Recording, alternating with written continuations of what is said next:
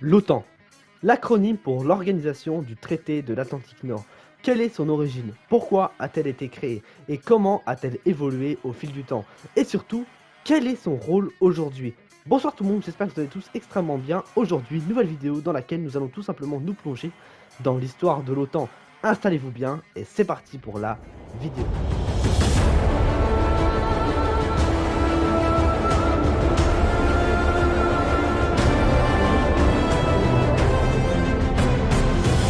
À la fin de la Seconde Guerre mondiale, l'Europe est en ruine et le monde se divise en deux blocs. D'un côté, les États-Unis et leurs alliés, et de l'autre, l'Union soviétique et les pays du bloc de l'Est. Très vite, la guerre froide s'installe, et face à la menace de l'expansion du communisme en Europe, les pays occidentaux décident de s'unir. Le 4 avril 1949, 12 pays signent le traité de Washington. Les États-Unis, le Canada, la France, le Royaume-Uni, l'Italie, la Belgique, les Pays-Bas, le Luxembourg, le Danemark, la Norvège, l'Islande et le Portugal.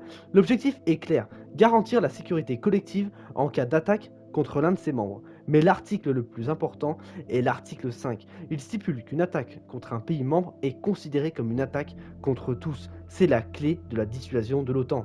Dans les années 50, l'OTAN se renforce avec l'adhésion de nouveaux membres, comme la Grèce et la Turquie en 1952 et l'Allemagne de l'Ouest en 1955. Mais cette expansion pousse l'Union soviétique à réagir. En 1955, elle crée le Pacte de Varsovie, une alliance militaire regroupant les pays communistes sous domination soviétique. La guerre froide atteint son paroxysme avec des crises comme celle de Berlin en 1961 et la crise des missiles de Cuba en 1962. Pendant ces années, l'OTAN mise sur la dissuasion nucléaire pour contenir l'URSS.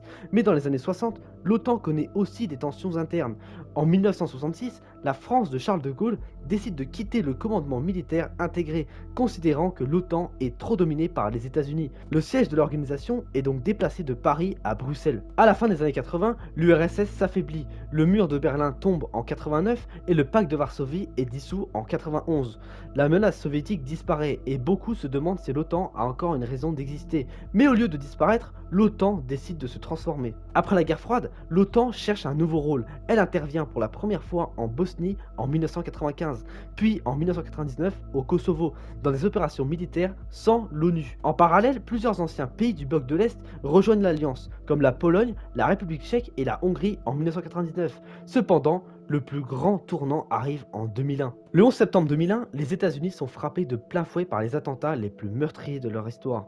Pour la première fois, l'article 5 du traité est activé. L'OTAN considère l'attaque contre les États-Unis comme une attaque contre tous ses membres. L'OTAN lance alors sa première mission hors d'Europe en Afghanistan pour lutter contre les talibans et Al-Qaïda. C'est une nouvelle ère pour l'Alliance qui se concentre désormais sur la lutte contre le terrorisme. Aujourd'hui, l'OTAN compte 32 membres avec les récents ajouts de la Finlande en 2023 et de la Suède en 2024. L'organisation doit faire face à de nouveaux défis, l'expansion de la Russie, les cyberattaques et les tensions avec la Chine. La guerre en Ukraine, survenue en 2022, a ravivé le rôle de l'OTAN, qui a renforcé ses troupes en Europe de l'Est. De nouvelles stratégies sont mises en place, et l'Alliance reste un acteur clé de la géopolitique mondiale. L'OTAN est donc née de la guerre froide et a su s'adapter aux nouvelles menaces du XXIe siècle. Son avenir dépendra de l'évolution des tensions internationales. Mais une question se pose, l'OTAN est-elle devenue un garant de la paix? Ou alors est-elle devenue un outil d'influence des grandes puissances? Donc voilà, j'espère que cette petite vidéo vous aura plu. Si c'est le cas, n'hésitez pas à aller voir ces deux vidéos qui sont évidemment importantes pour l'avenir de l'humanité. Moi je vous dis à la prochaine. Allez, ciao!